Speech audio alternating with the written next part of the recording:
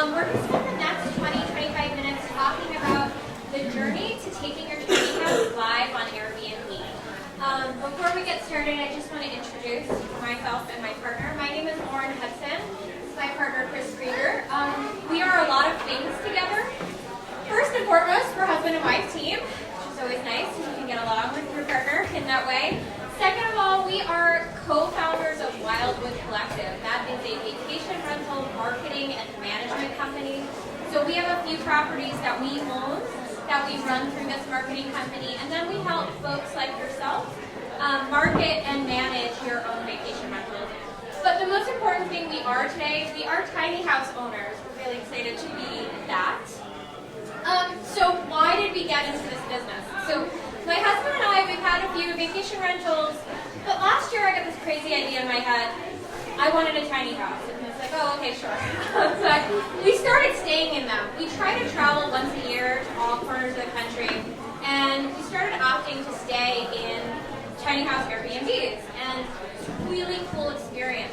We were staying in these really remote places, like the foothills of the San Juan Mountains, and on some of the more remote San Juan Islands. Really, really neat places that wouldn't have allowed for traditional homes. Our stays were interesting and unique, and I just got the bug and just wanted to have one. So my husband, the numbers person, wanted to make sure that this idea that I had was going to actually work. So we did some research, and we found out that in 2018, tiny houses were the top trending alternative destination on Airbnb. So all the alternative homes that they promote, yurts, dome houses, nature stays, tiny homes were the fastest growing home, and they actually had a 125% increase year over year. Crazy numbers. So we were like, sold. Okay, let's do it. So this is our unit that we have. We call it the Green Mountain Tiny House. It is branded. It is on wheels, which will stay on the unit. It's currently in Jamaica, Vermont. We opened it in 2019, June of 2019. And as of today, in October, we're already up to 50% occupancy. So this is just the short while. It really proves that folks are really interested in staying in these units and having these experiences, even up in Vermont. I mean, they are sometimes seen as a West Coast thing, not so much at all. I'd like to say that our journey to going on Airbnb was great and easy and picture perfect and a great Instagram story, but we had a lot of hurdles before we went live. What we learned was how much we didn't know about tiny homes. So we'd done this before with traditional homes and thought, okay, we'll just downsize it to smaller scale, right? No. The first thing we learned that once it gets delivered, it's your problem. You'll have to figure out how to hook it up. You might have to ask your landlord to use his excavator as a crane and move your tiny house into place, inch by inch, turning at a 90-degree angle to hook it up to utilities. You might find out you need to cut down a tree or two to get it into place. So we had a few hurdles to get over, but when we were asked to speak at this conference, we sat down and we picked out 7 tips for folks who might be interested in getting into the business. 7 tips for really how to think about your tiny home and how to actually get it live. So that's what we're going to be discussing now. The first tip that we highly recommend is to be in the know. So we're talking about learning the laws and regulations on 2 fronts. One, when it comes to tiny home placement. So Vermont's pretty cool, right? They're more or less, they're really allowing the tiny homes and open to that, but definitely know the laws of where you're thinking about putting your tiny home. We actually just walked into town hall with pictures of our units, had them put in writing that it was okay, because the last thing that we wanted was it to get delivered and find out, oops, it's not allowed to be here. The other one that's really important is knowing if short-term vacation rentals are allowed in your area. Some people don't know until after the fact. So in our area, in our town, it is allowed. It's not allowed across the board in some places in Vermont. So definitely know that you're allowed to do this before you start.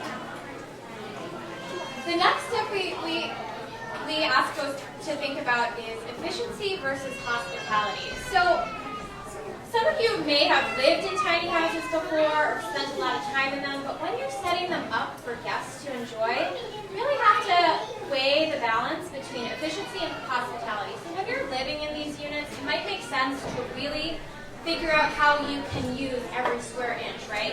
Opting for features that are really versatile. But for folks who haven't lived in tiny homes or may have never even been in one, having it really be somewhat similar to a traditional home can be very helpful. This is the inside of our tiny home. One of the features we really thought about when we designed our unit were stairs versus a ladder. So when you're living in a unit, you want that ladder, right? It's going to save a lot of space. But for us, for guests who have never been in a unit, it might be checking in after dark or checking in after dark after a glass or two of wine.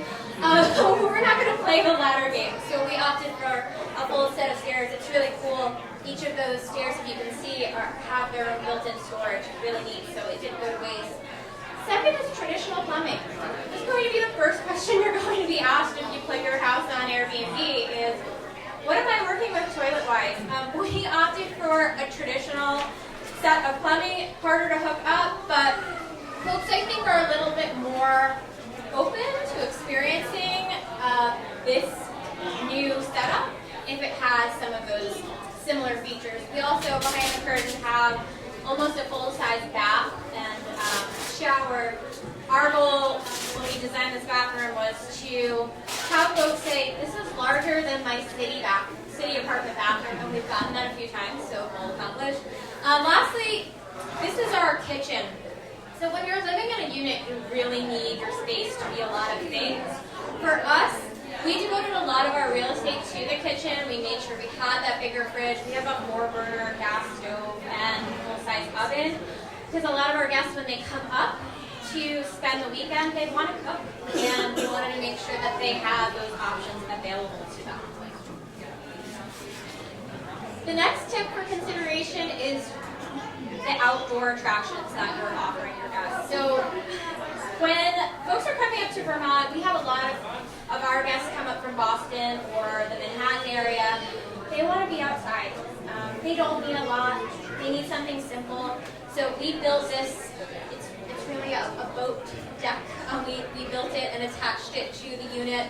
We bought a few plastic Adirondack chairs, have a small little fire pit. Some really basic items for Vermont life, right? But this is all folks need.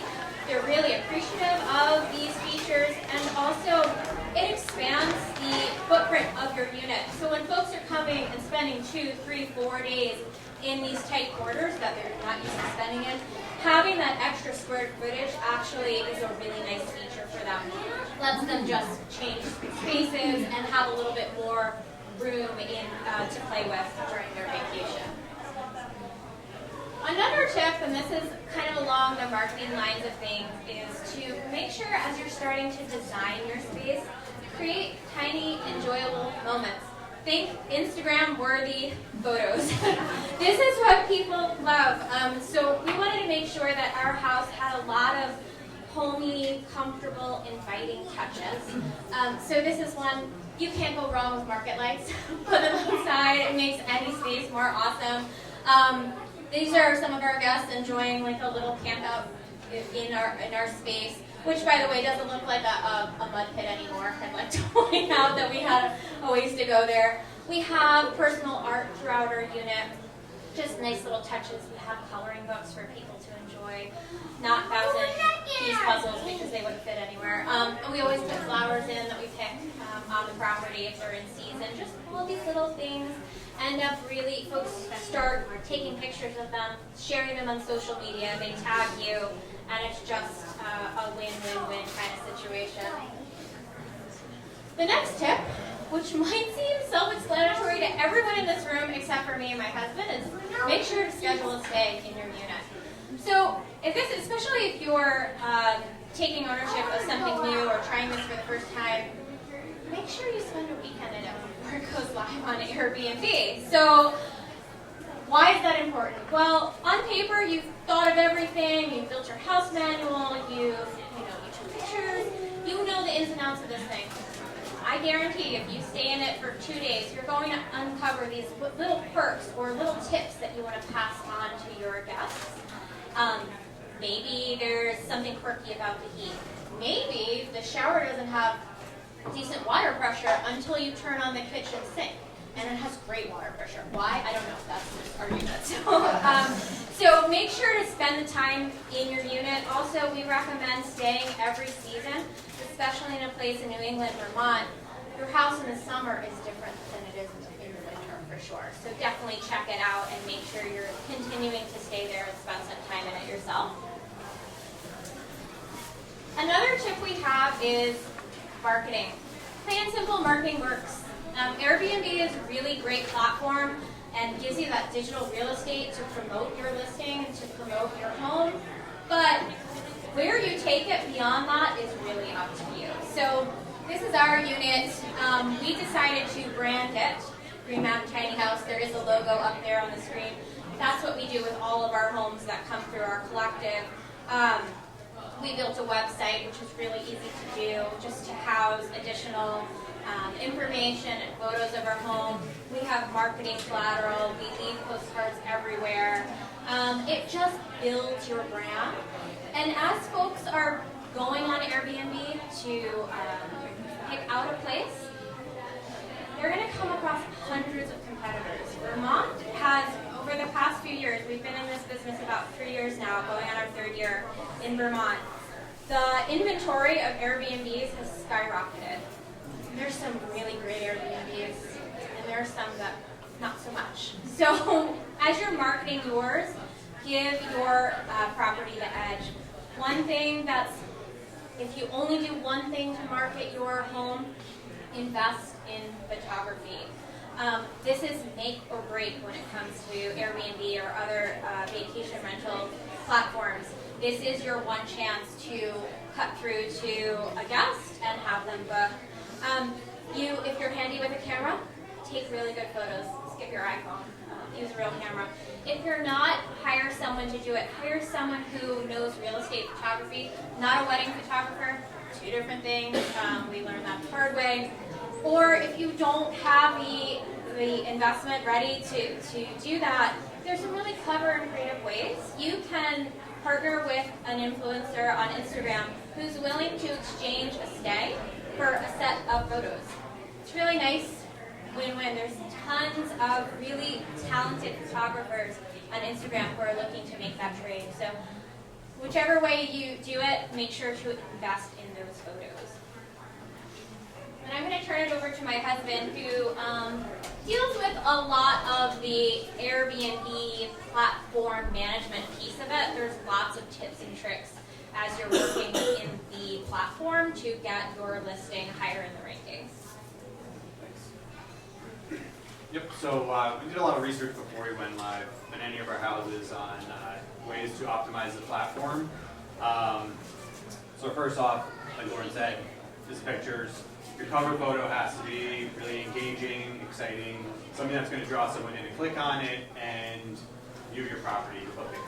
A lot of people just use a picture of the front of their house. You'll see there are dozens, not hundreds of pictures of the front door of people's houses. We do have our front door, but it is, people enjoying the space. It shows the wheels. You can see this is an actual tiny house on wheels, so it's a little more exciting for people, and they take a look at it. We change that up every season too, or usually for the next season, because people are usually booking out a few months in advance. So we'll put a winter picture out there coming up now. And that's actually a trick to have you rank higher in the search results. Changing your photos, changing your listing description, changing the title of your home. These are all tricks that will increase your search ranking results. So the more that you update your listing, the higher in the results you will be. So we do that. You can add an exclamation point on your title, add some language in the description, take it away.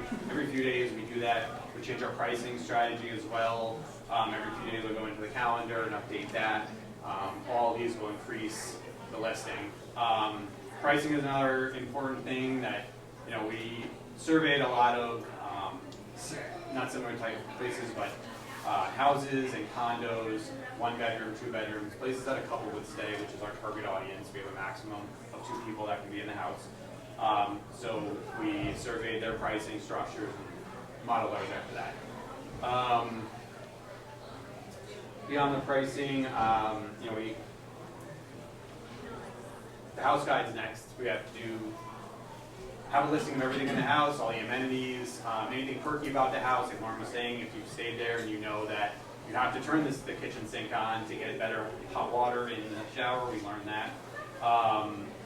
If the AC takes a little while to kick on or something like that, you really want to explain that in the house guide. If you have a smart TV, how do you access Netflix, things like that. And then lastly, once you are on and you're live and you're getting inquiries and you have guests staying, communication is key. Airbnb will grade you on how fast you respond to people's messages. And then obviously, as people are staying there, part of their experience is going to be how well you respond to any questions they have, which they always will have questions, because this is a different experience for almost everyone staying in it. Whether it is or isn't, we have regular houses and people still have questions about everything. So you just have to answer their questions, be patient with them, and keep up those reviews. Having good reviews is also key to get superhost status, which is also very important. Okay, so with that, we are going to be around, I don't know how we're doing on time. Oh, awesome. We're quick and speedy. So we're going to be around for the rest of most of the day in the makerspace. We're really curious to talk to others who may have some questions about putting their tiny house on Airbnb or thinking about getting into the game, or if you have one and you just want to learn more tricks on Airbnb or talk about management or marketing, we'll be around all day. Are there any questions? Does anyone have any questions about the process? Yeah? How's the resale value of the property that's in the 800 square versus the 1200? Well, we haven't resold any of our properties right now. They're doing really well.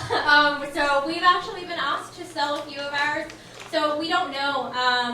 That's not an area that we've thankfully had to touch upon just yet. Yeah? Have you done any research, I'm sure you have, between doing Airbnb versus just renting it out to a tenant on a year-round basis? Yeah, we Do you have. find Airbnb to be much more profitable? I'm not the numbers person, so I'll say 1,000% more profitable. That's not an accurate number. But yes, so I'm just going to think about when we bought our first vacation rental in Vermont. It's this house that you see down there. We were quoted a number of what we could get for it by an experienced realtor for a seasonal rental, right? Ski season is going to be, I think, November through April, right? 6 months. He's like, that's the most you're going to get. You'll be lucky if you get that. I think 5 times that on Airbnb. But you have to be willing to do the work. So the flip side is when you're renting seasonal rental or a year-long rental, you give someone the keys, the utilities are their problem. But if you want the income, you just have to be more involved. So, yeah. Any tips on finding reliable cleaners? That's a good question. That's our next business. We're going to open up a cleaning service. They're really hard to find. Our cleaner we inherited with the purchase of the house, which is crazy. It sounds like Manhattan, like it just is. For the tiny house, though? Yeah. Well, she came with this She house. came with that house, and then when we expanded, she helps us with the other house too. They're right in the same town. They're both in the same Right. lot. There is a website called Turnover B&B, and that is now a marketplace for cleaners. So I don't know if I'm sure they're in Vermont as well, but I noticed it somewhere else that I was looking at a property in. So they do have a marketplace for that too. Yeah. But if you know of any cleaners, or they may say I'm totally full, definitely explain your space, because even our own cleaner that we love, and she's part of our family, she was like, I can't take on another one of your properties. I was like, well, wait, it's not a 6-hour turnover. It's 1 to 2 hours tops. I mean, that's really, really, it's great for her. She can come in, so she usually has to devote a whole day. So definitely, even if someone says they can't take this on, just keep talking. You might get a yes. Question? So along the same lines, do you charge extra for your cleaning? Do you charge a cleaning fee? Cleaning fees, yes. Most Airbnbs do. You can do it one of two ways. You can bake it into the price, but folks don't see that. So when they're looking up your listing, your price will just be higher. We don't believe it really helps. So when they actually are going to book, they'll see that line item, cleaning fee. We've stayed in homes at Airbnb that have $200, $250 cleaning fees. It really makes a difference, right? Obviously not tiny homes. So I think currently our cleaning fee is about $45, $50, and that's really low for Airbnb. So folks, when they see that, they're like, great, sold. Questions? I'm just curious about, it sounded like you decided to go with traditional utilities for your tiny, like electricity, water, and wastewater. Yep. Did you just talk about, did you explore? We did. So that was a very tough decision. I think we interviewed about 10 builders. We looked at hundreds of units and tried a tiny house marketplace. We went back and forth. We're like, okay, well, we'll do the holding tanks or not. The trade-off was finding a spot that could accommodate the traditional utilities. We actually had envisioned putting the tiny house right up there, and we're like, it's going to be great. We can use our pre-existing property. There's this beautiful river. You can see the mountain. Nope. The utilities were not going to cooperate. So we could either get a different unit or have something a little bit more off the grid, or find a different space, and we chose to find a different space. That was the biggest hurdle. But having to monitor all of that on a continual basis, especially if you want to rent this out quite frequently, having to deal with the holding tanks and making sure that there's nothing wrong. It's really a personal decision, but we opted for, we'd rather devote our time to working with our guests or interacting with our guests, not really worrying about just the off-grid options that we just have to continually monitor. Especially up here. It might be different in a warmer location that you could get away with it, and have something a little easier, but up here it just worked. And if you are interested in a great site to check out is Try It Tiny. We found our space. So we rent space that had the hookups ready to go. So definitely check out that site. There's very few places that will take that have all the hookups, but there are some. So you're renting the land? We are. Yep, we're actually renting it from Jamaica Cottage Shop. Our sponsor here, yeah. Dom, if you know, his speech is on at 2 p.m. upstairs. It was his excavator. He spent all day. He had a lot of fun with it. He let my kids drive it. It was great. But he obviously knew what he was doing and done it hundreds of times before. So. Any other questions? Yep. You said you're at 50% renting capacity right now. Is that 50% of the whole year or 50% of what Airbnb lets you rent for? Airbnb will let you rent every day. Yep. So we are at 50. We are booked 50% of each month at this point in time. We're hoping to increase that now that ski season's around the corner. So we have some work to do to get our unit ready for winter. We want to make sure that heat works. There's a place for someone to snowboard. Lots of different things as you're moving into the season. But yeah, we're hoping to increase that moving forward. Any other? Yeah? As you get into the holiday period, do you have like a 2-day minimum, 3-day minimum? Great question. Yep. Yeah, I meant to mention on pricing, but yeah, you want to, or we do monitor holidays and any special events that are happening. So actually, all of our stays are 2-day minimums, and that's just a preference on our part. You can set it to anything you want. We up the price on holiday nights. We have 3 or 4-day minimums depending on the season. But yeah, that's all preference. We definitely make more money doing it. I do some hosting, and I have a recommendation for you. Go for it. Yeah. Price Labs. It's Yeah. a pricing Yeah. software, and it lets you set all those rules about far out stays and closer in stays and how long you want to let people, and it automatically adjusts the price based on demand. But then you're taking away the most fun he has. That's punishment to him, but thank you. Yes. I have looked into that a little bit. Yeah. It's awesome. Any other questions? Yep. I'm just curious if this is like your sole What was the question? Oh, Is this my livelihood? Is this our, or do we have day jobs? Yeah. The goal is to one day not have those day jobs and be behind a computer all day. I'm a creative director. My husband's a finance director. But what's beautiful about Airbnb and these short-term vacations, you can do this while you're working. Not every job, okay, not when you're at the operating table, but if you have a job, you just need a few minutes here, a few minutes there. I'm continually interacting with guests, and on the flip side, my job has me work at night. So like, I don't have very good work-life balance, but I have the freedom to have these flex hours and do it. It doesn't, once you get it up and running, you can do this on the side. It's great additional income. It's fun. You meet cool people, and just having, we're so proud of just having these units, and we're building something that is physical. It's not just lives digitally. Especially for someone, I work with a computer all day.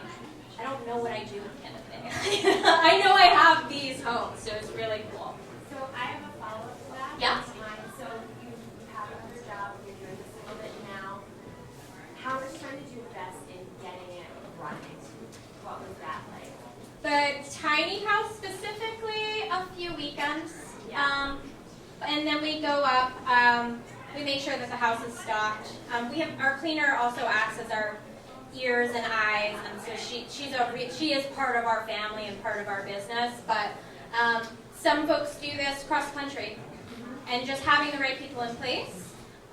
Definitely would not recommend having one of these unattended. So whether it's on your property or close by, or hiring someone who can just be that personal face if something goes wrong, or this, always definitely recommended. But there are great ways to just do it on the side and just be local enough and have these touch points that you can continue on with your business. Are we at time? yeah, just about. We are at time, but we're going to be right over there, hopefully making little tiny houses out of clay or little beads that they have. Thank you guys so much. We were so happy.